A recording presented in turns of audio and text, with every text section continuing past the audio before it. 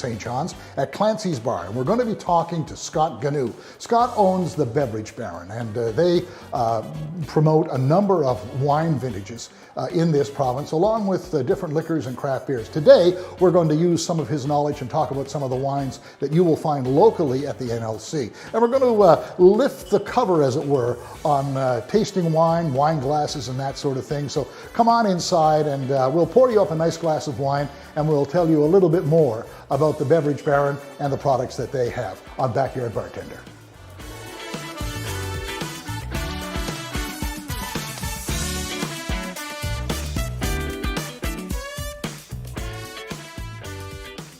I'm Brian O'Connell. Welcome back to Backyard Bartender. We're on the road this season, and we're at Clancy's Bar at the Comfort Inn in the east end of St. John's. If you're going to the airport, you probably know the Comfort Inn. And if you've ever tasted wine in Newfoundland and Labrador, you probably know our guest. Scott Ganu is with the Beverage Barron. Welcome to the show. Thanks for having me, Brian. So it's great to be here. How long have you been involved in the beverage industry? 28, almost 30 years now. So a long time. And how did you get started? I got started, I had some non-alcoholic lines. I was actually selling water in Newfoundland, which was a bit of an anomaly, and people thought I was crazy. And really a friend and mentor of mine introduced me to Andre's Wines, the Peller family. And we did a deal with them about 29 years ago to represent their brands, and here we are. And you not only represented wine brands, but you also represented beer. Yeah, we do. We've got a craft beer. Yeah, we've got an amazing craft portfolio from all across Canada, including Landwash in Mount Pearl's just come on as one of our suppliers. So we're really excited about that. So all in all, how many brands do you represent? Oh, I'd say we're probably close to 400 listings at the NLC. We've got, spirits, our ready-to-drink RTDs, craft beer, and a huge wine portfolio. Yeah, and a lot of the wines you're going to see today, if not all, are available locally at the NLC. So in order to represent these wines, I guess you have to go and visit certain wineries and sample and make an agreement with the people who produce this stuff? Well, I mean, it all depends. A lot of the wines we represent, there's a domestic importer for Canada, and then we'll work for that importer. But the fun of the business is to represent the wines and actually go to the regions and sit down with the owners, the winemakers, and drink them. So, some things are direct where we do that, but the wine business is a massive business as it relates globally, how things happen. So, yeah. In talking to you just before we started filming, I was amazed at so many stories that you have and places that you've been. So you've sampled wines all over the world. Yeah, I've been very lucky. We've represented some of the best wineries in the world, what they call the best producers, the Torres of the world, the Antinoris, the Mondavis, I've been lucky. I think I've been to every continent that produces wine, Argentina, Chile, not continents, but countries, France, Italy, Spain, Portugal, South Africa. It's been an amazing journey. So you have a good knowledge base of wine. Well, after 28 years, I hope I would. If not, I'm not very smart, am I? But no, you know what? The more you travel, the better you know different regions. And there's just so much.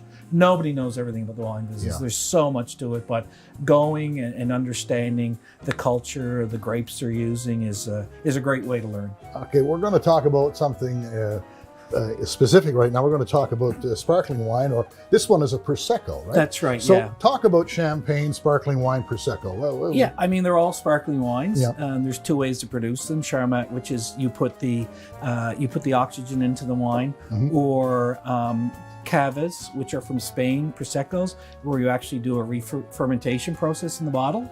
So Prosecco is 85% Glera, that's the type of grape, and then they also use Chardonnay and Pinot Noir to blend for taste profile, and those are two grapes that are used in Champagne as well with Pinot Meunier. So Prosecco is Italian, you've got Cava, which is Spanish, and then you have Champagne, which is from the Champagne area in France. And then everything else normally is just called sparkling wine. So this is a Prosecco from where? So that's from That's from the region that produced. Well, no, anything from Italy that's produced with the grape varietal I just said is called a Prosecco. Okay. So you told me something interesting. How much pressure is this cork under? 35 pounds, but the same as in your car tire. Okay, so this is not something you want to toy with. How does one go about correctly opening this bottle? Well, it's interesting because first of all, you just take the foil off. But an interesting little tidbit is this is the hood. Yep. And if I stand right, there's 7 turns on the hood to take it off. Of course, okay. So you want to put your thumb over it because there's 35 pounds in there. You don't want to point it at your friend, cameraman, or you. So let's see, 1, 2, 3, 4, 5, 6, 7. I was right. You were right. Look 7, okay? So you take this off, once again, pointing at the ceiling, thumb over it. You want to take your hand and you want to twist it gently until you can feel that the pressure is going to be released. And then you take it off. You haven't put a hole in your roof and you haven't sprayed everyone. So that's the proper way to actually open sparkling wine. All right. So what does DOC represent on the bottle? Well, we talked about Prosecco a minute ago. Prosecco actually is produced in Veneto, in a small area in Veneto. And as I said, Glera is the one of the main grapes. DOC is the appellation control, denominational original controle. Okay. And so there's DOC and there's DOCG, which basically denotes the quality of the product in all the regions in Italy. In France, it's AOC, appellation control. Here in Canada, it's we've got our own appellation as well. In the US, they do so. So this wine is Prosecco, as we said. So you want to try some? Sure, yeah, I'd love to. So okay. I'll just move these out of the way here. And, you know what? There's all kinds of different champagne flutes. Yeah, that's probably the next question. Yeah, you've probably seen like there's the big bowls, and then there's long ones, and you know these are just what we call a traditional flute that is used. Actually, I brought a stemless flute as well from Riedel. Where did they come from? How did that develop? Well, you know what? It's like the whole stemless range. It's just easy. They go in your dishwasher, and you know you don't break as many as those. Okay. So anyway, let's have a try. You sort of want to pour where you don't get too much of a foam on it. Do you know, interesting, Brian, you know where the bubbles come from? No. So because there is gas in this, which has naturally occurred, the bubbles are actually created from the glassware itself. Ah, I did not know. And they say in champagne, the tighter the bubble, the better the champagne. Okay. What kind of shelf life would this have? Oh, you know what? Any white wines that are, $25, $30 less, they're best to drink right away. Okay. You're going to get the best expression of the fruit. A lot of the time people drink their white wines too cold, and really cold in white wines really kills the fruit, so you don't get the expression of the fruit like you should. So, and what should I be tasting here? You know what? It all depends. Everyone's taste profile is so different. Okay. Just nose it.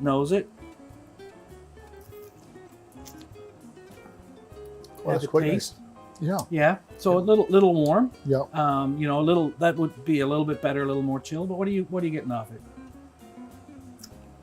This is called the mouth when you're. Yeah.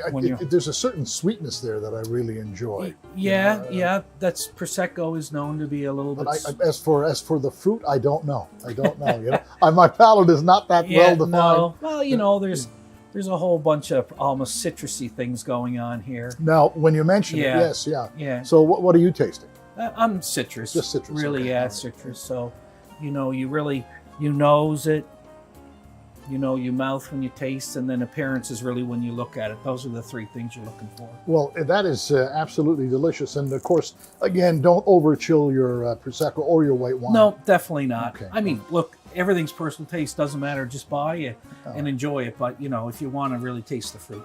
Okay, Prosecco, our first wine this time around on Backyard Bartender. When we come back, we're going to talk a little bit more about the wine glasses and some of the other product that the Beverage Barron features. And we'll do that right after we do this.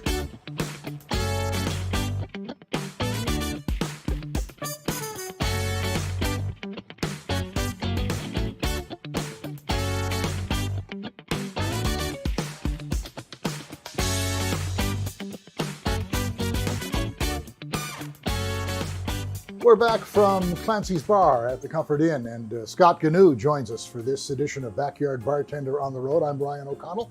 Thanks once again for being here. Now, we've tasted and talked about some Prosecco. We've talked about various wines, wine regions. Let's talk about wine glasses, because you have quite an array here. Does the wine glass make a difference?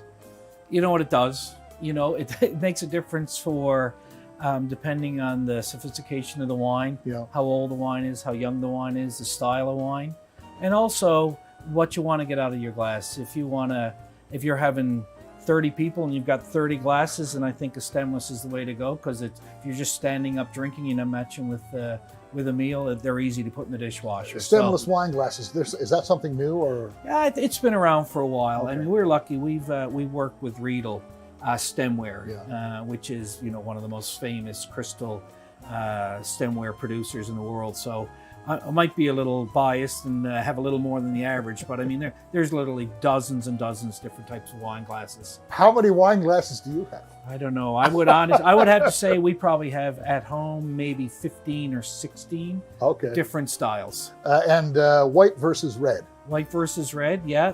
So I very quickly can just give you a quick idea of where we are in my world, in myself and my wife's world, what we do. So this is a Cabernet glass. So this would be a proper, if you're drinking an expensive Cabernet, this is the glass you would put it in. Okay. The bowl size is perfect, the opening. This is a Pinot Noir glass. Okay. Once again, if you have a Pinot Noir, and once again, there's another 8 or 10, 12 different glasses for reds, because then you get into old cabs, young cabs, and whatever you want to buy, they're going to sell you something, to be honest with you. And then you have, what I would call your all-purpose at-home stem glass. So this is an all-purpose red glass, okay? Once again, you'll see the opening's a little bit smaller, the bowl's a bit smaller. And this is what you would call a traditional white glass. Okay. So you can see the difference in height. And, that's your day in, day out glass if you're going to get the family coming over or whatever. And then there's a stemless. And this was one of the lines that Riedel came out with. And this is your red. This is your white, a little bit smaller. Okay. Dishwasher friendly, easy to use, which is important. You will break less of those than you will stemware. And this, believe it or not, is a stemless flute, like I showed you earlier, and once again, easy to use, and you just throw them in the dishwasher. You had mentioned washing these can be a challenge because you turn it the wrong way, you can crack the stem. Absolutely. Right. A lot of people, they try to clean this way. When they do, you actually clean this way. Okay. Because you'll torque the bottom right off it. Good to know. So what do you enjoy? What's your go-to wine? Go-to wine, day in, day out drinking? Yeah. You know what? I've actually brought some today. Okay. And you represent all of these brands? We do, yep. Yeah. And they're all available at the NLC, and everything here is $35 or under. Okay. Some are $20 under. But we have a broad range, every country. But these are some wines that we stock at home, day in, day out drinking wines, and when we socialize. So we have right here, just working sort of left to right, Zanato, which is a very renowned Italian producer. Valpolicella is one of their claim to fame, what they do, from the Veneto region. Full range of white and reds in this. Chachi Barras, which we'll talk about last because I think it's important. Yes, it's a Newfoundland producer. That's got a connection. We can talk about that. And then I actually have Côte d'Aron, for whatever reason, we're enjoying. And that's two family favorites of ours. Yeah, Côte d'Aron. So a traditional GSM of Grenache, Shiraz, and Moldova. So two different producers. We have a white sister to this red, and we also have a more premium range to the Ogier. But The Brott family, who's doing this wine, is a spectacular producer. Do you usually have a sister for a red? I mean, is that A lot of them do. I mean, a lot of our wines, we have we've entry level, premium, and then super premium, and then we might have like the absolute top notch. Okay. For the Sancerre here, which is from the Loire Valley, Sancerre is a renowned wine from France, 100% Sauvignon Blanc. We do have a red match for this. Okay. Brilliant wine, absolutely beautiful. Montes, another major supplier from Chile, one of the top producers, and this range goes right up to Purple Angel, which is probably the most premium wine you can buy out of Chile. And we actually, from time to time, will get allocation you can buy from the NLC of Montes. Full range of this, whites and reds. One of our favorites, Gretzky. That's Canadian wine. Canadian wine produced in collaboration with the Peller family in Niagara, and full range of this wine. I promise you, value to quality proposition at $20. You're not going to beat the Gretzky line. There was a time that Canadian wines were getting a bad rap. Well, they were. That's just because I don't think people understood them and people didn't drink them. But now, if you want great quality, the Gretzky line, the higher end Peller line, Hillebrand.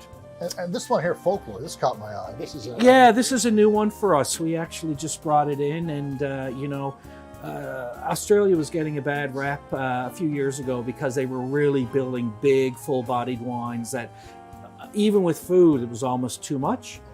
This is a pleasant surprise. It's got all the sophistication. It's got all the fruit of a Shiraz, but it doesn't have that chewy bite. Okay. So it's a wine you can have with food, or actually you can enjoy on its own. So Folklore is a wine to look out for right now. And then you have J-Lore, which you see quite frequently. Absolutely. J-Lore has a great presence in this market.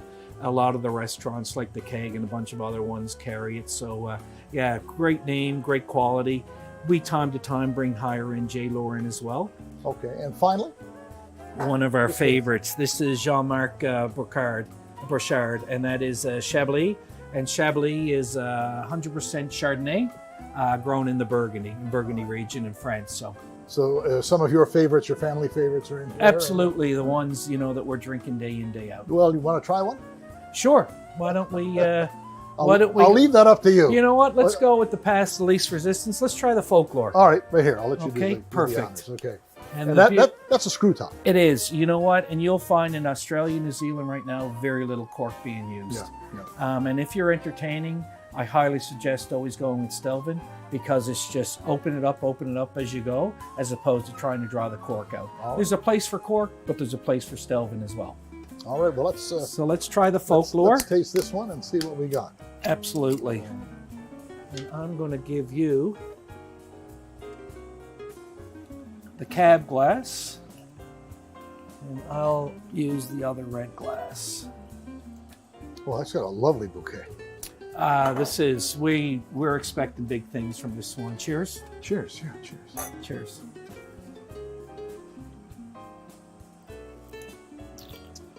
Oh. I've got an awful lot of my friends that buy really expensive wine. When they have this, they go, "This is a lovely wine." Yeah, but isn't that completely different to what Australia you think when you think about Australia? It's got a light flavor. Yeah, absolutely. And it just rolls off the tongue. Yeah, and this is not an old wine. It's 2019. So they're 6 months ahead of us with vintage in Australia, because they harvest in our winter. So all right, well, this is Folklore, one of the many wines that Scott Gnu and Beverage Barron represent, and you'll find all of these wines at the NLC. I'm Brian O'Connell. We'll be back to talk about a Newfoundland connection to Argentina when we come back on Backyard Bartender.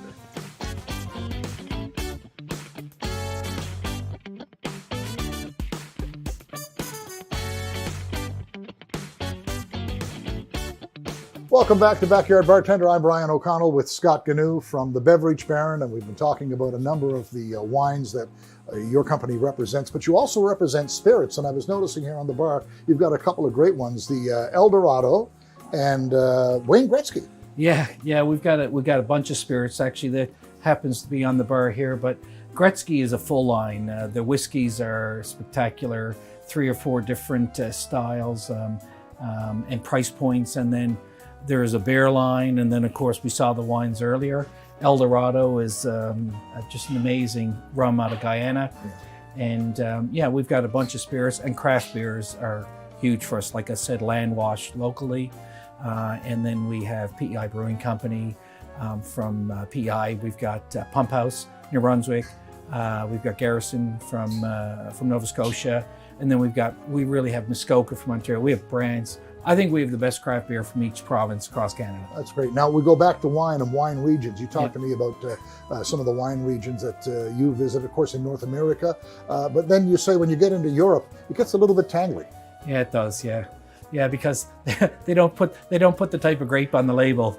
So if you don't know the region, you know what grapes are grown in the region, then it's a lot more difficult. And you know what? A lot of people don't order the wines because they're afraid to try and say the name. So they just go to the Old Faithful from, whether it be Australia, New Zealand, or US or Canada. But yeah, it's just, and the regulations are such that very specific what they can and can't do. And we talk about Canadian wines. So Canadian wines have really come along in the last number of years. Even so in Nova Scotia now, you see a big industry growing there. Yeah, absolutely. In the Valley, and then in the Gaspereau region, I believe.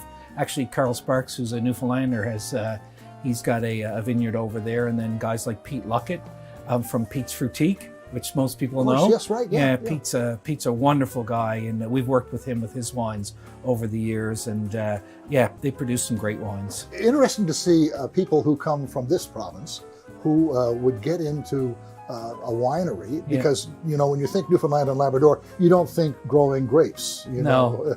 But there's a couple that went to Argentina. That's right. Yeah. So who are they? Tell me that story. So Katrina O'Reilly, I've never met her husband, to be honest with you, but they're actually from Placentia. Okay. And I guess they were in Argentina, and they created a relationship with a guy who owned vineyards there, and then they actually created Chachi Brass, which is made from Bernarda, as the grape is known in Argentina. Okay.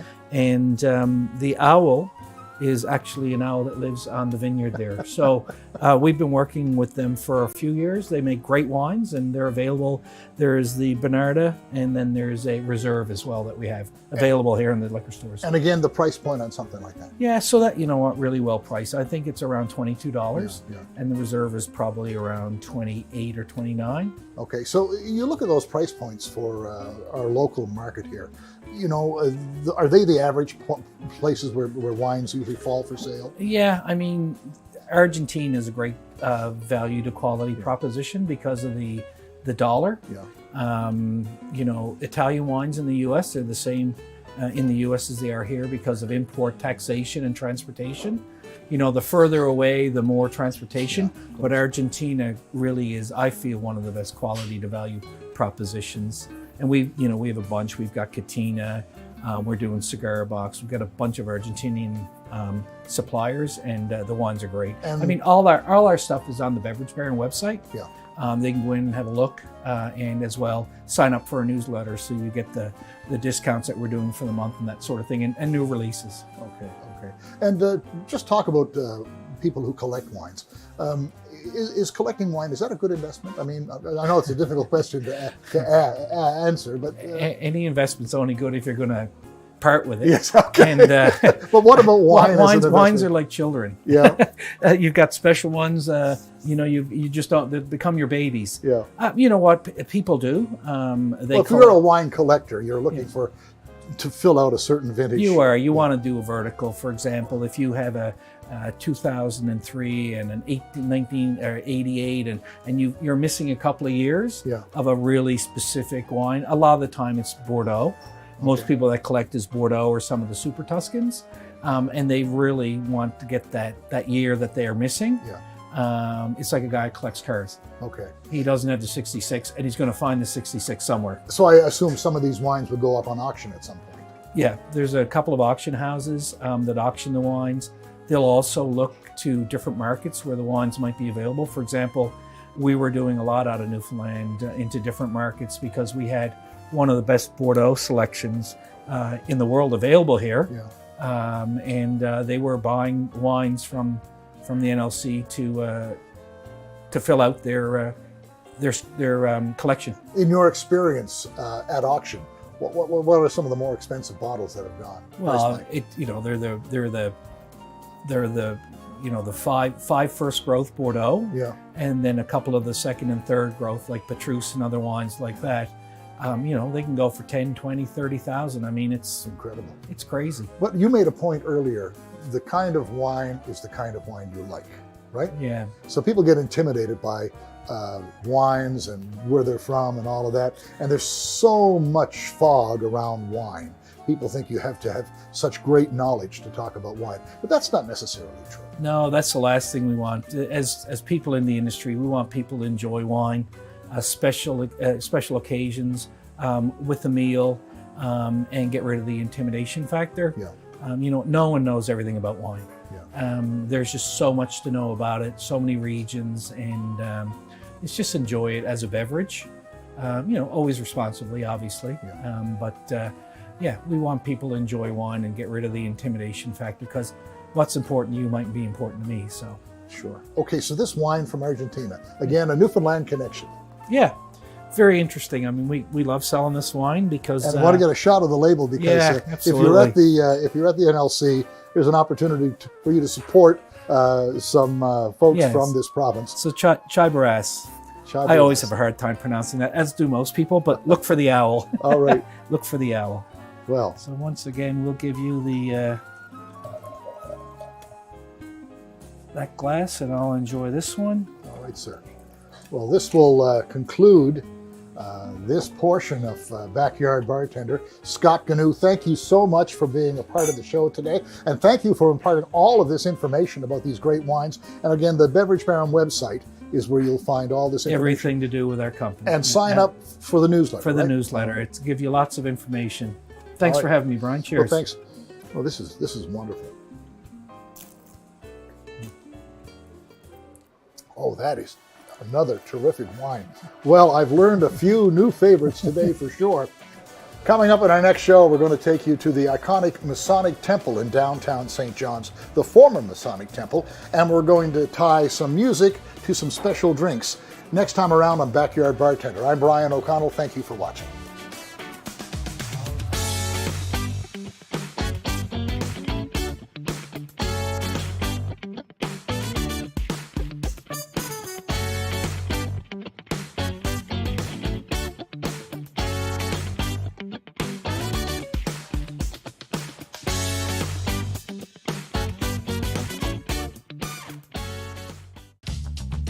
This program is brought to you by Ignite.